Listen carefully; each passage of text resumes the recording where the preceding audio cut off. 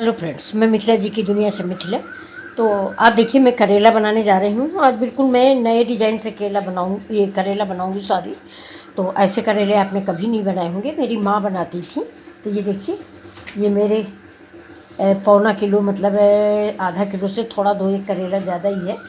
अब इसकी आप सामग्री देख लीजिए। करेला है, टमाटर है, हींग है, जीरा है, लाल मिर्च है, लहसुन है, मेथी है, सौंफ है, धनिया है और कलौंजी डालेंगे। और ये देखिए, ये अमचूर पाउडर है। और ये मेरा प्याज है, एक ये बड़ा प्याज है, बहुत बड़ा सा है, इतने से ही हो जाएगा। लेकिन मैं देखिए अब इसको जैसे बना रही हूँ वो मैं आपको बना के दिखाती हूँ। ये मसाले तो मैं सारे के सारे फ्राई करूँगी, हल्का हल्का से इन मसालों को मैं भूनूँगी, ठीक है, तवा पे। तो इसको मैं अलग करती हूँ। अब देखिए, ये मैंने भगोने में पानी ले रखा है और इन करेलों को छिकला सहित, मतलब छिकला हम इनका नहीं निकालेंगे। अब इसको फाड़ के एक बार, ये देखिए, इनको फाड़ के हम देख लेंगे कि कीड़े हैं कि नहीं। देखिए इसमें कीड़ा नहीं है, लेकिन ये पका हुआ है। तो थोड़ा जब उबाल लेंगे तो ये लाल बीज हम इसका निकाल देंगे। ऐसे ही सारे करेले में, ये देखिए, ये करेला है, एक ये प्याज है और ये दो टमाटर है। ये देखिए सारे करेले हमने देख लिए हैं। तो ये सारे करेले हैं, ये अब ये टमाटर है और ये प्याज है और ये देखिए ये लहसुन है, लहसुन की गांठ है पूरी। ये सब मैं उबाल लूँगी। तो ये देखिए, इधर मैंने गैस जला दी है और गैस पे इसको रख देते हैं, या इधर इंडक्शन पे रख देंगे लाइटर। मैंने इंडक्शन पे रख दिया है। अब ये जब मेरा बॉयल हो जाएगा, इसको मैं 70 से इधर आ दो। हाँ, अब इसको मैं कम से कम 80% कुक करूँगी। 80% से ज़्यादा नहीं कुक करूँगी, क्योंकि थोड़ा बहुत हम जब फ्राई करेंगे तभी ये हो जाएंगे। तो ये देखिए, ये और लाल मिर्च भी डाल देते हैं। लाल मिर्च हो गया ये। तो अब हम इसको बॉयल कर ऐसे रख देंगे और 80% इसको कुक कर लेंगे। इसके बाद जब हम बनाएंगे तब आपको दिखाएंगे सारे मसाले। सारे मसाले, ये देखिए, जीरा है मेरी, धनिया, मेथी, सौंफ और कलौंजी ले लेंगे, बस हींग है, इतना चीज़ लेंगे। तो चलिए, इतना काम होने के बाद मिलते हैं। ये देखिए दोस्तों, ये मसाले मैं भून रही हूँ। ये धनिया है, जीरा है, सौंफ है, मेथी है और कलौंजी है, यानी जिसको पचफोरन बोलते हैं। ये वही मसाला है, पचफोरन। तो मैं इसको ज़्यादा नहीं भूनूंगी, हल्की सी, जब जैसे ही इसमें खुशबू आने लगे वैसे आप बंद कर दीजिए। फिर देखिए कि करेले कितने टेस्टी बनते हैं। और कच्चे मसाले से भी करेला बहुत बढ़िया बनता है। मैं एक दिन बना के आपको दिखाती हूँ, लेकिन आज तो मैं भुने हुए मसाले से बना रही हूँ। और ये भरुआ करेला बनाएंगे, कटे वाले नहीं हैं। भरुआ करेला में एक फ़ायदा हो जाता है, 2 दिन 3 दिन 4 दिन भर के रख लो। मैं तो उबाल के रख लेती हूँ, जब खाने का मन होता है तो ताज़ा ताज़ा फिर से ताज़ा फ्राई किया और खा लिया। तो ये देखिए, ये मसाले से खुशबू आने लगी, चटकने भी लगा है। तो अब हम गैस को कर देंगे बंद और इस मसाले को हम मिक्सी में नहीं पीसेंगे। अगर आपके पास सिलबट्टा नहीं है तो तब तो आप मिक्सी में पीस लीजिए, वरना ये मिक्सी में नहीं पीसा जाता, मिक्सी में बहुत महीन हो जाएगा, इसलिए मैं सिलबट्टे में पीसती हूँ। गैस को मैंने कर दिया बंद, क्योंकि देखिए मेरा तवा तो गर्म ही है, इसमें थोड़ी देर तक ये पकता रहेगा। अब इसमें हम थोड़ी सी हल्दी भी डाल देंगे, जिससे वो भी पक जाए। कच्ची हल्दी भी नहीं डालेंगे। ये देखिए, अब इसमें 2 आम छील के डालेंगे, और अगर आम नहीं मिला तो फिर अमचूर डाल देंगे। ठीक, चलिए अब ये देखिए, मसाले में भून के आपको दिखाऊंगी। ये देखिए, अब ये मैं मसाला, इसमें से मेरा मसाला पीस जाएगा। और मेरे हाथ में चोट लगी है, ये भैया पीस रहे हैं।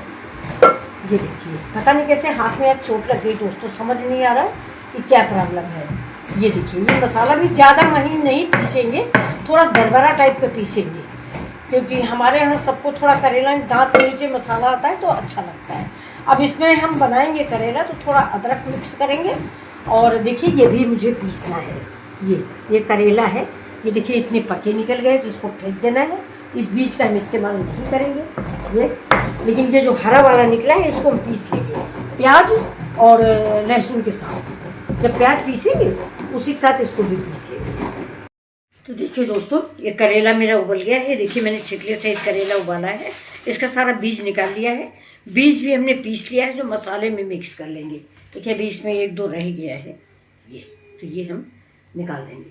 अब इसके साथ साथ मैंने टमाटर भी उबाला था, तो ये देखिए, तो ये टमाटर है मेरा, ये मैंने काट के रख दिया। देखिए मैंने कढ़ाई चढ़ाई है, तो बहुत लोग करेले में भी डालते हैं, हम करेले में नहीं डाल रहे हैं। करेले में हम डालेंगे अमचूर।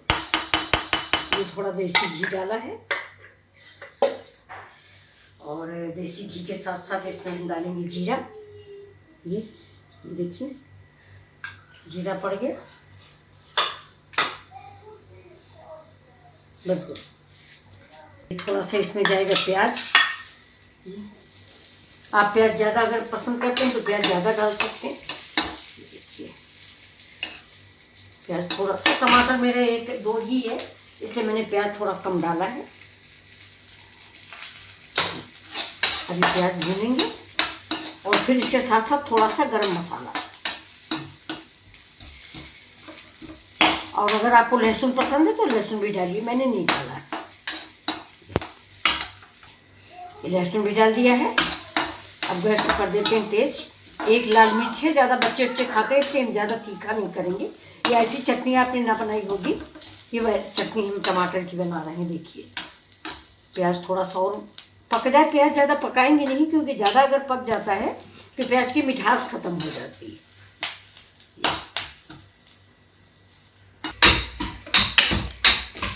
अब प्याज हो गया है, देखिए प्याज साथ ही टमाटर। ऐसी चटनी आप एक बार ज़रूर बनाइए, बहुत ही टेस्टी और स्वादिष्ट ये चटनी बनती है। हमारे कानपुर में नवीन मार्केट में चाट की दुकान पे मैंने देखा था, बिल्कुल ऐसे ही वो लोग चटनी बनाते हैं। ढेर सारा प्याज, ढेर सारा लहसुन, बस। अब ये ढक देंगे, थोड़ी देर में ये पक जाएगा। डाल देते हैं। और ये हाइब्रिड वाला टमाटर है, इसमें ज़्यादा खट्टा नहीं, तो नमक ज़्यादा नहीं डालेंगे, नहीं नमक ज़्यादा हो जाएगा तो अच्छा नहीं लगेगा। इससे मैं थोड़ा सा लाल मिर्च डाल देती हूँ। लाल मिर्च हमारी बहुत तीखी, मिर्च आप अपने अनुसार डालें, ये तो तीखी है इससे हमने कम डाला है। अब देखिए थोड़े भुने हुए मसाले, धनिया, सौंफ, जीरा, कलौंजी और मेथी, बस। अब इसके साथ ही हम डालते हैं थोड़ा सा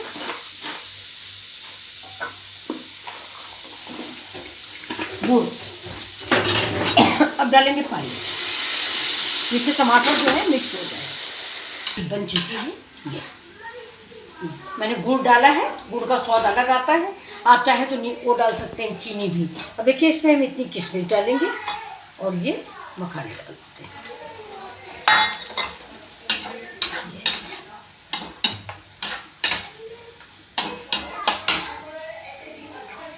नींबू का रस करते हैं।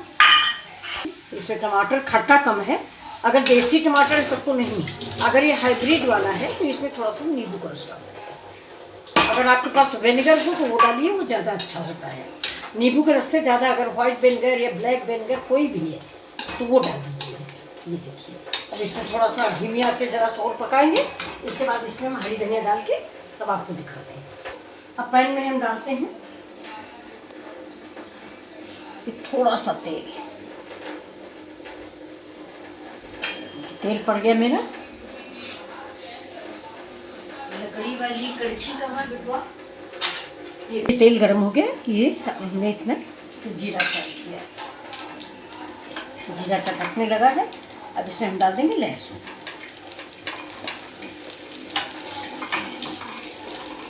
थोड़ा लहसुन गुलाबी कलर को हो जाएगा,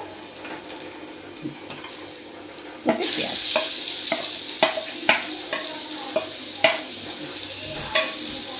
इसी साथ ये देखिए जो करेले के बीज हमने पीछे थे ये वो, और छिलका मैंने निकाला नहीं था। अगर आप चाहें तो छिलका भी निकाल सकते हैं, मैंने नहीं निकाला था। डायबिटीज के पेशेंट को अगर छिलका सहित करेला खाने से ज़्यादा फायदा होता है। ये देखिए अब इसमें हम डाल देते हैं नमक इसको गलने के लिए, और इसमें डालेंगे थोड़ी सी हल्दी। ये हल्दी हो गई।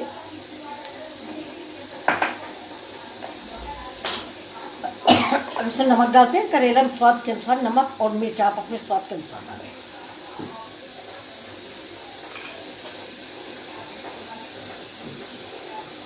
बस इससे ज़्यादा हम नहीं डालेंगे।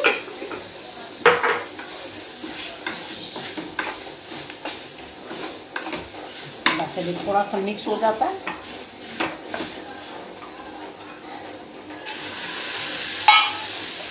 बंद ये देखिए ये चटनी बिल्कुल बन के तैयार हो गई है। अब इसको हम सर्व कर देते हैं, प्लेट में रख लेते हैं। ये आप इसको फ्रिज में रख दें तो 2-3 दिन ही आपकी चटनी चलेगी, ये ख़राब नहीं होती है जल्दी। कानपुर में हमारे यहाँ कम से कम दुकानों में मैंने कई बार देखा है डोसा वोसा की कम से कम 4 दिन 5 दिन रखते हैं वो लोग। तो आप भी देखिए ये मसाला मेरा भून गया है। अब इसमें हम डाल देते हैं अमचूर और थोड़ी सी हींग डाल चुके हैं। और ये देखिए जो शाम को मसाले भून के रखे थे, गरम हल्दी, धनिया, मिर्च और सौंफ, काली मिर्च, ये सब हम मिक्स करेंगे। करेला हम भरने के लिए बना रहे हैं। अभी देखिए मेरा मसाला ठंडा हो गया है और बहुत ही टेस्टी मसाला बना हुआ है। अब एक करेले में हम इस मसाले को भरेंगे। आपको मैंने बताया था कि हम ट्राईपैड नहीं लाए हैं, इसलिए मुझको प्रॉब्लम हो जाती है।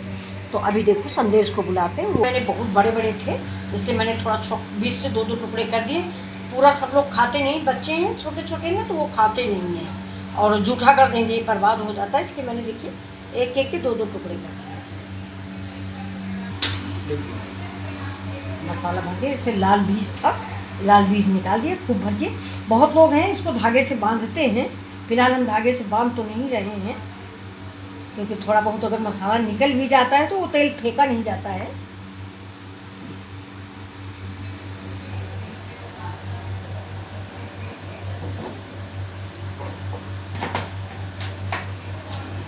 इतने मेरे करेले भर गए, 3, 3, 6, 7, 8, 9, 10 करेले। मसाला मेरा बच गया था, तो ये मैं भिंडी अभी तोड़ के लाई हूँ, तो इतनी भिंडियाँ भी भर ली है। ये देखिए ये वही मसाला, सारा मसाला मेरा फिनिश हो गया है।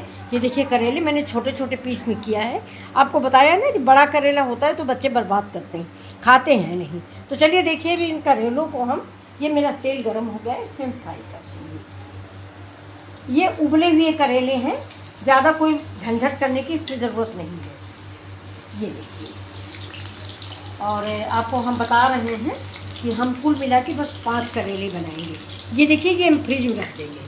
जब बनाना हो आपको, देखिए उबला करेला है, फिर भुना हुआ मसाला है, तो ना मसाला ख़राब होने वाला है ना करेला ख़राब होने वाला है। तो मैं इसको एयर टाइट डिब्बे में बंद करके रख देती हूँ। जब खाना हुआ तो निकाला और गर्म किया और खा लिया। और इसको कभी कभी ऐसा होगा कि देखिए मैं कल बनाऊँगी तो आपको दिखाऊँगी। ये मैं बेसन में भर के बनाऊँगी, बेसन में लपेट के, जैसे पकौड़ी पूरी बनती है। तो ये 5 पीस हम रख देते हैं। ये जब खाएँगे, खाने में होता हमारे 4-5 लोगों के लिए 1-1 पीस काफ़ी है। ये 5 रखे गए हैं। और ये भिंडियाँ भी इसके फ्राई करने के बाद मैं इससे भिंडियाँ फ्राई करती हूँ।